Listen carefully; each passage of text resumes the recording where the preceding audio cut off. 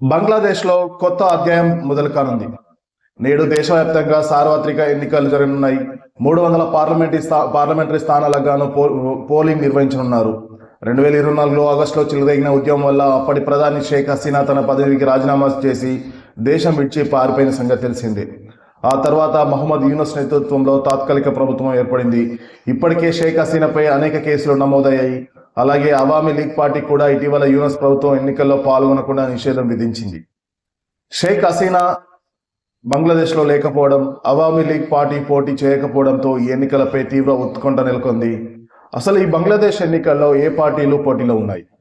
మాజీ ప్రధాని ఖలేదా జియా కొడుకు తారిక్ రెహమాన్ నేతృత్వంలోని బంగ్లాదేశ్ నేషనలిస్ట్ పార్టీ బరిలోకి దిగింది. ఇక గతంలో బిఎన్పి పార్టీకి మిత్రపక్షంగా ఉన్న జమాత్ ఏ ఇస్లామీ పార్టీ ఈసారి నేషనల్ సిటిజన్ పార్టీ లాంటి పార్టీలతో కూటమిగా ఏర్పడింది.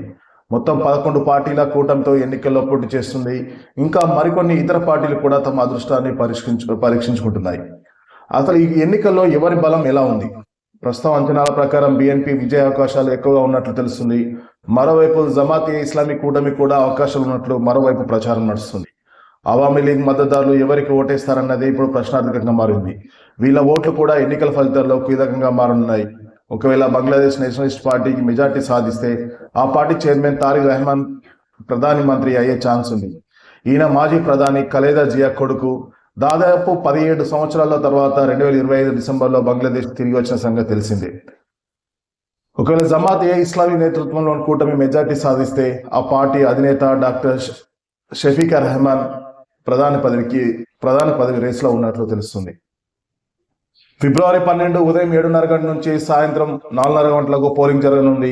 ఎన్నికల ఫలితాలు కూడా అదే రోజు రాత్రి వెలువడతాయి. ఫిబ్రవరి 13 ఉదయం అధికారికంగా ఫలితాలను వెల్లడిస్తారు. అయితే ఈసారి ఓటర్లు కేవలం ఎంపీలనే కాకుండా రాజ్యాంగ మార్పులై కూడా తమ అభిప్రాయాన్ని చెప్పాల్సి ఉంటుంది. బంగ్లాదేశ్ చరిత్రలో ఇలా జరగడం ఇదే మొదటిసారి కావడం గమనార్హం. సుమారు 12 కోట్ల 70 లక్షల ఓటర్లు తమ ఓటు హక్కును వినియోగించుకున్నారు. ఇందులో యువత ఓట్లు కీలకంగా మారనున్నాయి. 300 ఎంపీ స్థానాలకు ఎన్నికలు జరుగుతాయి. మరో 50 స్థానాలు మహిళా రిజర్వ్ సీట్లు. వీళ్లను 300 స్థానాల్లో ఎన్నికైన ప్రజాప్రతినిధులే ఎన్నుకుంటారు. ప్రభుత్వ ఏర్పాటుకు 151 సీట్ల మెజార్టీ రావాలి. రాజ్యాంగ సవరణ చేయాలంటే కనీసం 200 సీట్లు సాధించాలి. షేక్ హసీనా ప్రభుత్వం పతనం తర్వాత బంగ్లాదేశ్లో మైనార్టీలపై, ముఖ్యంగా హిందువులపై వరుస దాడులు జరుగుతున్నాయి. ఈ అంశం కలకలం రేపుతుంది. హిందువులైన మైనార్టీపై దాడులు జరగడం తీవ్ర కలకలం రేపుతున్నాయి. ఇప్పటికే భారత ప్రభుత్వం భద్రతా కాలం దృష్ట్యా టూరిస్టు వీసాలపై ఆంక్షలు విధించింది. మరోవైపు ఇటీవల యూనస్ ప్రభుత్వం పాకిస్తాన్, చైనాకు దగ్గరైంది. ఈసారి ఎన్నికల్లో గెలిచే పార్టీ భారత్కు అనుకూలంగా ఉంటుందా లేదా అనేది ఇప్పుడు ప్రశ్నార్థకంగా మారింది.